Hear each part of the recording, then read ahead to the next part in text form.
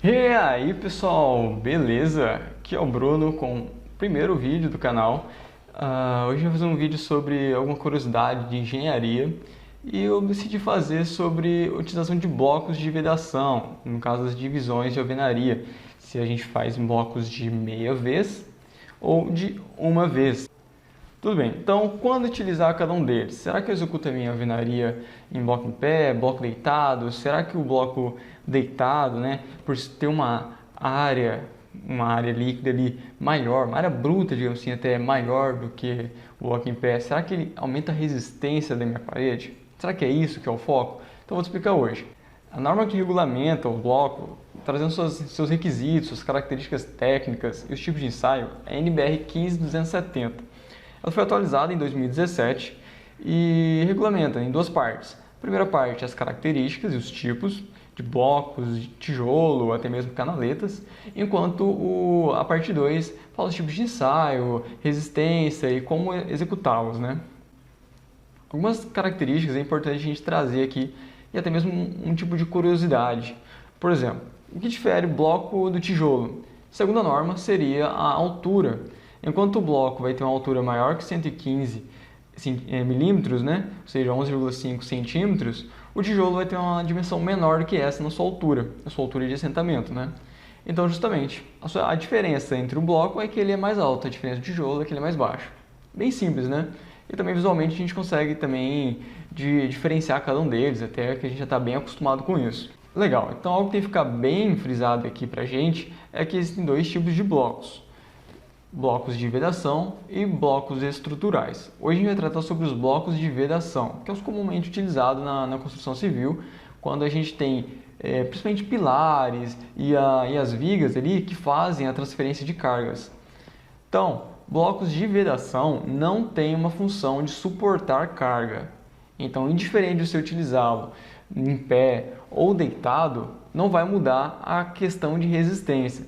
Por mais que ele tenha resistência mínima, isso é apenas para garantir que ele não se quebre, por exemplo, durante o transporte, ou que durante o próprio manuseio, na hora de assentar, ou por alguma coisa tão simples, né? Por uma batida na parede ou coisa do tipo. Então, não serve para suportar cargas.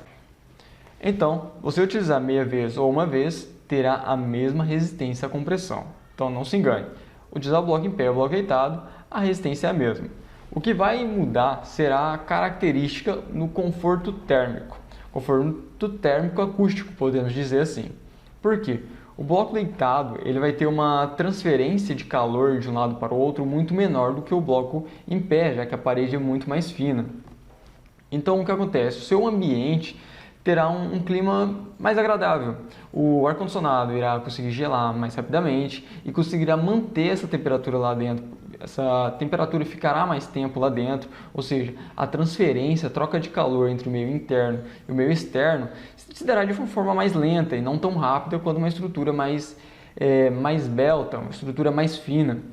Outra questão que é importante a gente frisar é a questão do custo. É claro que o bloco deitado irá gastar bem mais do que o bloco em pé, já que a altura é bem diferente, né? Enquanto um bloco deitado você vai ter uma altura de 9 centímetros a depender do bloco, o bloco em pé já vai ter os seus 19.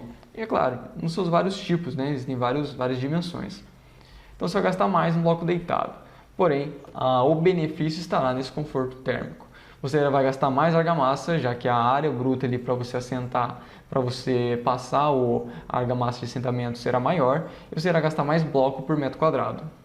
E não menos importante, pelo contrário, extremamente importante. Uma forma de você definir se você vai utilizar bloco em pé ou bloco deitado na sua parede, só lembrando, pessoal, isso tem que ser especificado no projeto. Não adianta fazer o seu desenho lá do projeto com parede de 15 centímetros geral, que não vai dar muito certo. Tá?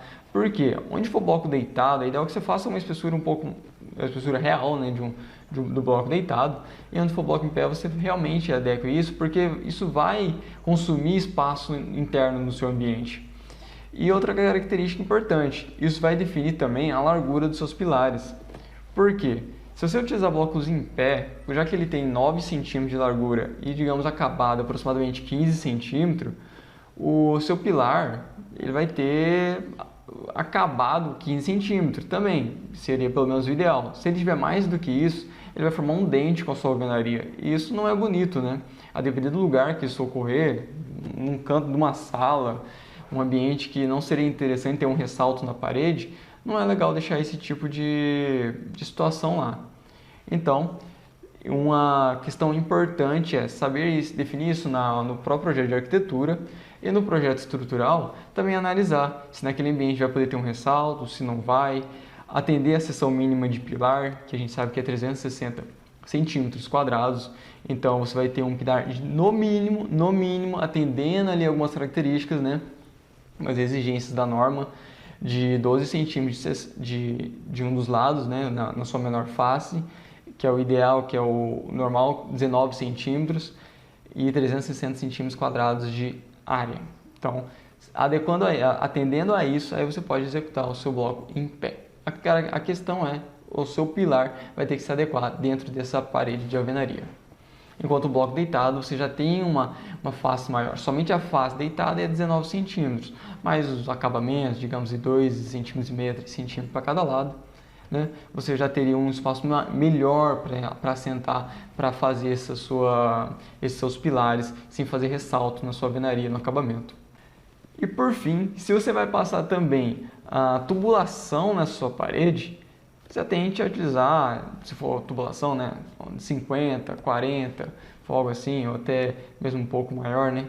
Você tente a utilizar um bloco deitado, tá bom? Porque 9 centímetros do em pé vai ficar muito estreita, você vai rasgar praticamente a sua parede de ponta a ponta, não é ideal, né? Por mais que não tenha uma função estrutural, você também não vai fazer um buraco no meio da sua alvenaria e encher de concreto depois, ou mesmo só preenchido com um cano ali no meio, tá? Não é uma situação ideal para se executar.